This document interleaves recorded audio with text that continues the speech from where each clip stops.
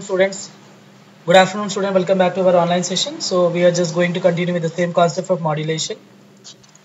So here in that we are main concerned with the kind of relation of the modulation with the laser. That is the main concept we are going to see, students. So basically, how the laser is going to function, what are the laser is going to work for it, and what are the things the laser must work. Those concepts we are going to learn in details of it, right? So that is our main concepts that we are going to learn in our laser concepts. That's the things we need to consider whenever we talk about the laser kind of phenomena. Always try to remember laser is the one who can help you with the kind of intensity part, right? The intensity is very essential for us to understand, because without intensity we could not able to proceed ahead. Without intensity your laser could not able to proceed in a further direction. So that's what we must understand, the function of laser and how the modulation can take in place for the laser and everything. If you know that everything, then only your laser can able to work in a particular direction.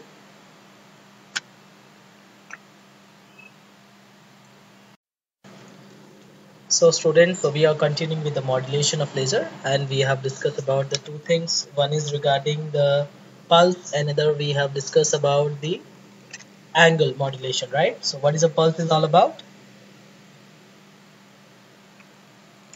So we have seen the restriction what we do have, and we are just proceeding with the pulse as well, and major limitations also we cover with the pulses. So what is the pulse modulation is all about? So when we do have a carrier frequency, when we see the carrier frequency, when it's trying to move ahead with the given input frequency. Input is nothing but the pulses what we are using. That is nothing but the pulse modulation. And then we know the analog modulation also, right? What is analog modulation is all about? So whenever we see any kind of modulation that is going to happen because of the analog in nature, that is considered to be the analog modulation. Clear?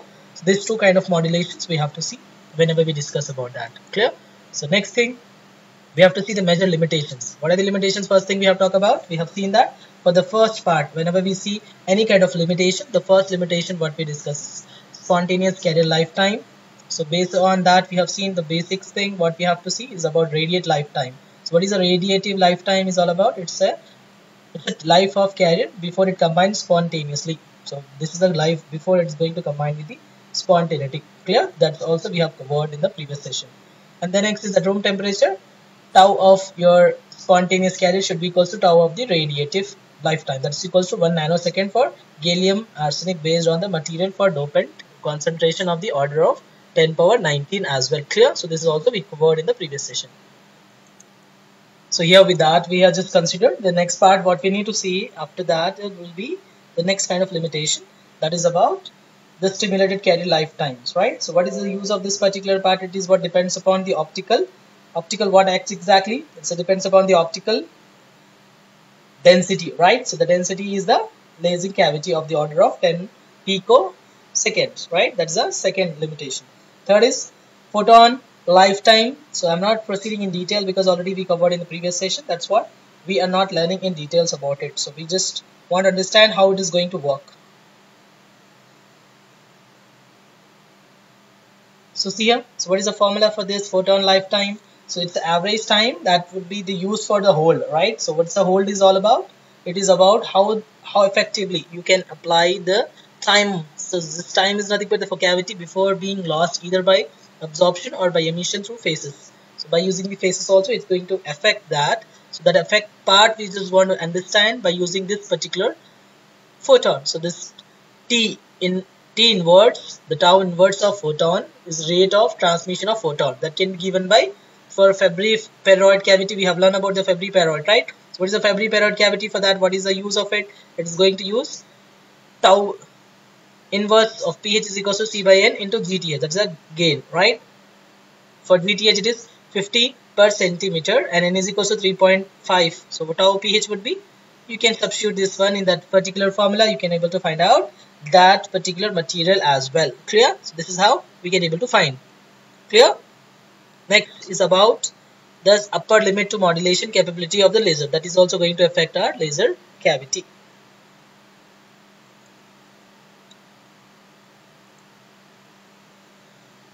So in order to get that, the pulse modulation, we need to understand how the pulse modulation is going to affect, at what value it's going to take care of it. That is also one of the things that need to be considered while we are taking this into consideration.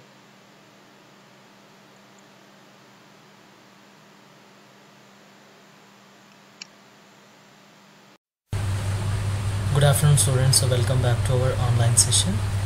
In today's sessions we are going to discuss about the limitation of modulation. So we already have discussed some of the limitations. One is regarding the pulse modulation, and another is about the amplitude, and that is the second part of it which we are going to discuss, this modulation, that is analog modulation, right? So the major limitations, these are the two methods we are using for the modulation.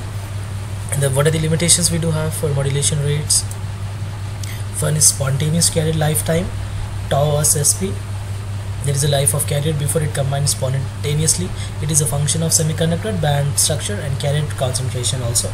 It's also take a radiative lifetime, and at room temperature tau of your spontaneous should be equal to the tau of your radius, that should be equal to 1 nanoseconds for that particular laser, right?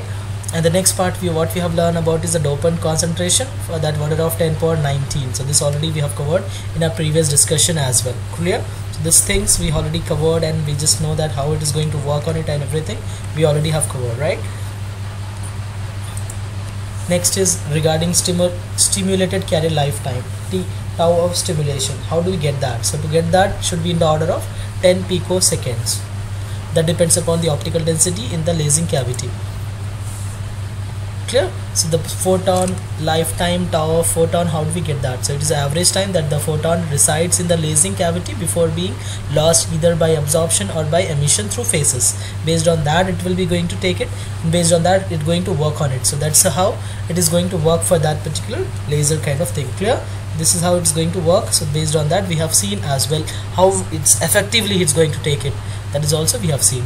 So how do we get that? If you take a rate of transmission, if you want to find for the photon for fabric parrot cavity, how do we get that? So it is what tau inverse of photon is equal to C by N GTH. So this set up the upper limit to modulation capability of the laser. That is also one of the things that we need to discuss in detail. Next thing is about the pulse. Good afternoon students, so welcome back to our online session of our optical communication class.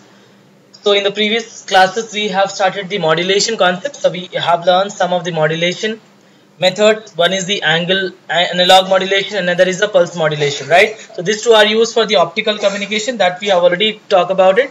Next part what we need to understand is about the limitations. What are the limitations we do have in our modulation? So that is our next concept that we need to understand. Clear? So basically what is the limitations we have learned in the previous sessions? We have seen that for the pulse modulation and for the analog modulation we do have certain limitations. What are those certain limitations? We have limitations of your spontaneous time, and we had a photon lifetime, and then we do have how to get that stimulated carrier lifetime. These are actually the time delays, right? So this is what one of the things which we considered in the modulation. Those are limitations we do have. So we need to overcome those kind of things so that we can get the major kind of modulation rate that needs to be increased. So basically the major limitations on modulation rates are, what are those two things? One is the first thing we have just learned about it, spontaneous carrier lifetime. So what is the spontaneous carrier is all about? The life of carrier before it combines spontaneously. It is a function of semiconductor band structure. So always the kind of band what we are using, that is always is all about the semiconductor bands only we are going to see, and the carrier concentration, because the carrier is the one which is in the higher frequency, right? So carrier concentration is also play a vital role in our modulation. So main thing is that it also considered to be the radiative lifetime. The main part of that would be the carrier. So the carrier is the one who can take a lot of modulation index part of it into consideration as well. At room temperature, the spontaneous tau of spontaneous is equals to tau R is equals to 1 nanosecond in gallium arsenic based material for dopant concentration of the order of 10 power 19 per centimeter cube. So this is the range what we do have for that particular concentration that we need to consider for our modulation as well. Clear? So this is the one of the kind of modulation that we are considering for our spontaneous carrier life. Similarly, we do have a stimulated carrier as well. So what is a stimulated? It is in it is in pico. So what is the pico value for it? So stimulated carrier lifetime, tau of SC. Tau of SC indicates what? It is nothing but the stimulated carrier lifetime that depends upon the optical density. Because whatever the area we are considering with respect to the volume, if you see that volume and the area into both the consideration, if you see that one, then we are going to get the density. Density is nothing but mass by volume, right? So what is the mass over here? It's nothing but the kind of laser cavity what we are considering. So it depends upon the optical density in the lasing cavity, and it's always in the order of 10 picoseconds. Clear? So 10 picoseconds is nothing but 10 power minus 12 seconds. That is what stimulated carrier lifetime will be going to see in that particular range. That's the reason. It is also one of the factors that we are going to see for our spontaneous part. Similarly, we do have a next part of limitation is nothing but the photon lifetime. So TPH. What is this? TPH is all about? It's average time that the photon resides in the lasing cavity before it being lost either by absorption or by emission through different phases. If you see that one, it is nothing but T inverse of phase. It's nothing but raised. Rate is nothing but frequency. Now students, what is the frequency? 1 by T. So 1 by T I am writing as TPH. T inverse of PH. That I am writing as rate of transmission of photon. For pericardial cavity, T inverse of pH is nothing but C by N of GTH. GTH is nothing but the kind of gain. So what is GTH is, suppose for example GTH is 50 per centimeter, and N, what is the refractive index? Suppose this gave us N is 3.5. If you substitute both the things. Good afternoon students, so welcome back to our online session. In today's sessions we are going to continue the same concept of modulation which we have left in the previous sessions. So what we discussed in the previous session, we have talked about the limitations.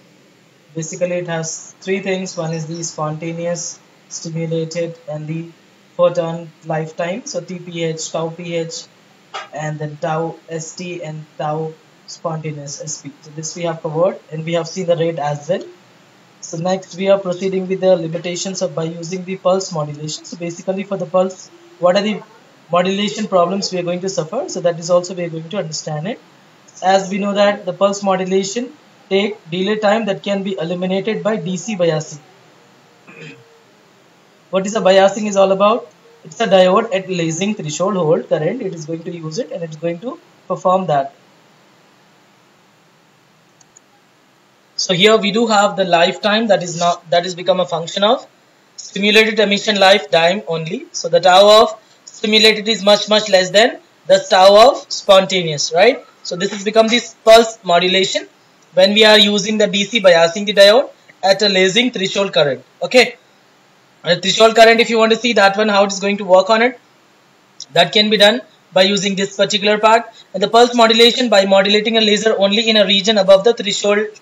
After the threshold it cannot move ahead. That's the reason to say that the pulse modulation that can be taken for the modulating laser in a region above the threshold. Above threshold only the region can be used, and it can be used for that particular part only.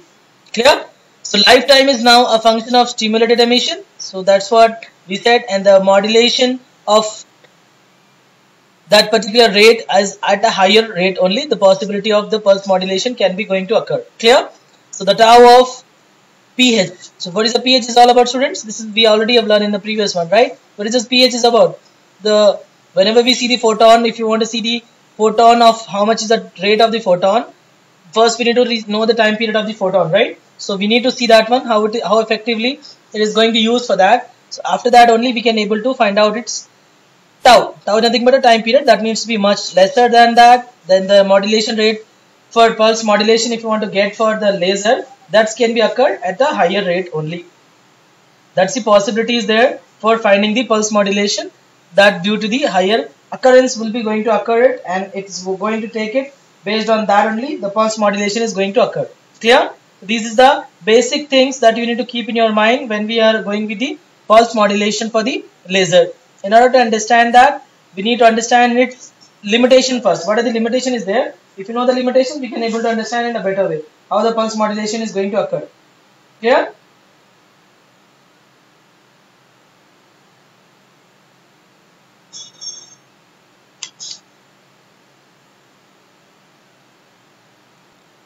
The next thing is regarding analog modulation. So basically, what is the analog modulation, students? So we know that, right?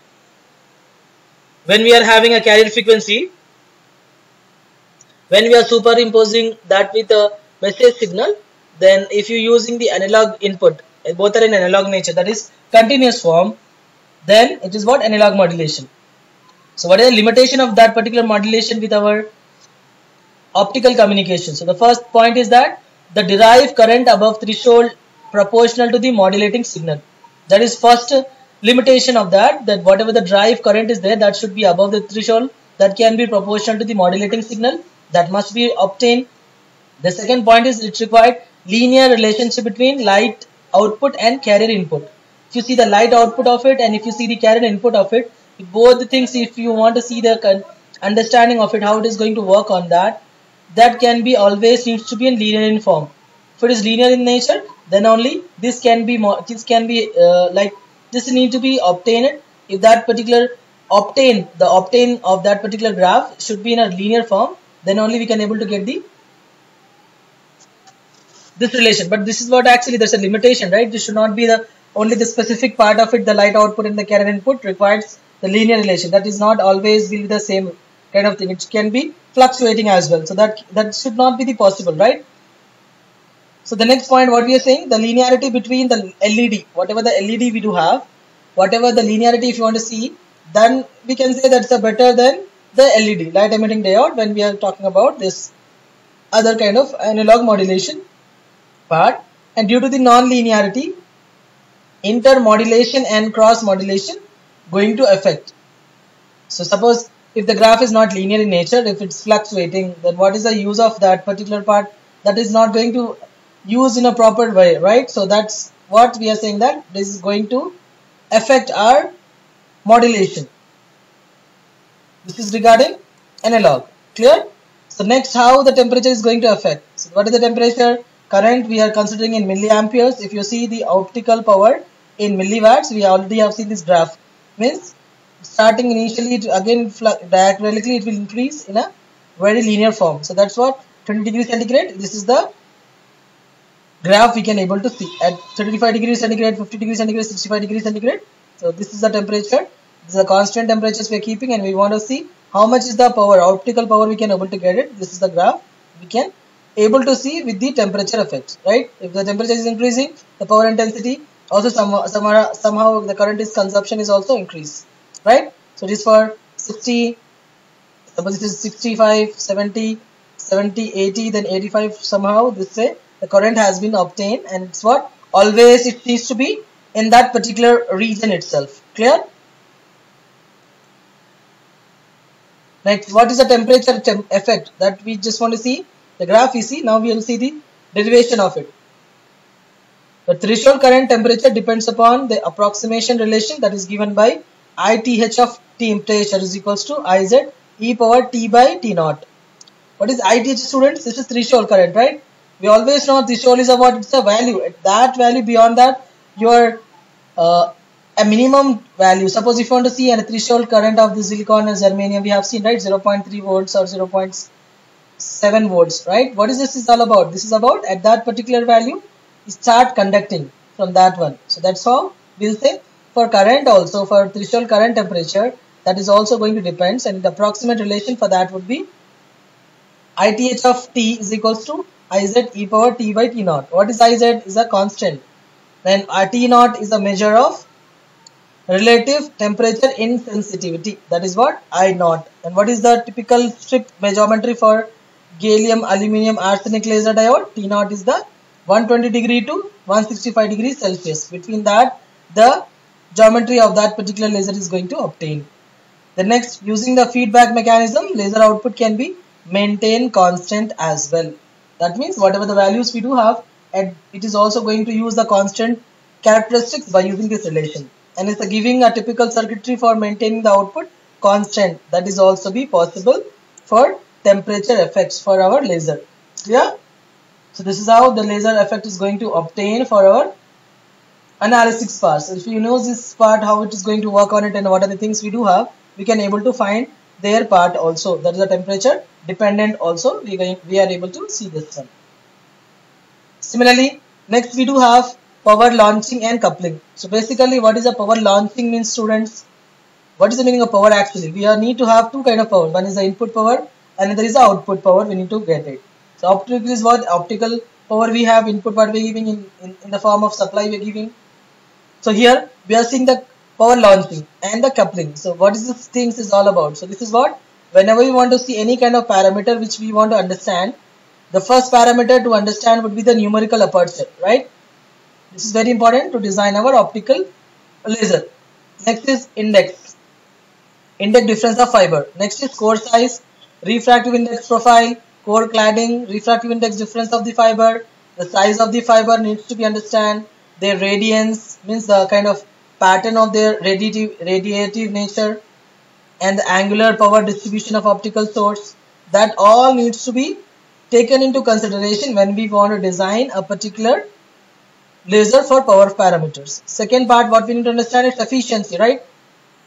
How and why the efficiency is so important? Because efficiency is the one who can able to understand the amount of optical power which we are emitting from the source that can be coupled into the fiber. Because in fiber we do have three things, no? Core cladding, and the outer buffer is there. So what we are saying, whatever the power I am giving, how much is the power is consumed by internal part and how much is the output is getting, that needs to understand from the source, right? So that is what efficiency is the one who will going to design and who is going to understand this particular form of it. So what is the eta is equals to power of PF.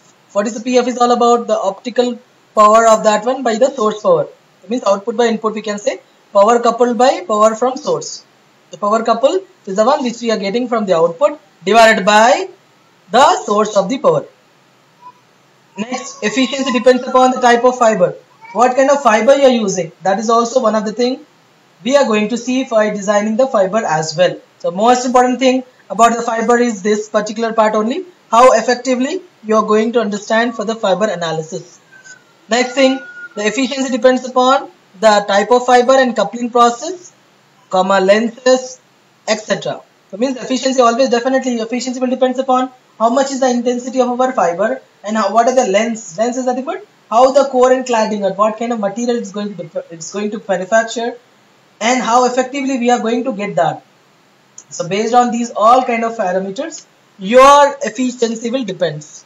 Next is filet or PTL, attack to source at manufacturer premise. This is one type of it which we are using for the making the source, that is also going to affect it, right? Obviously when we do have any kind of thing, it was going to affect that one as well.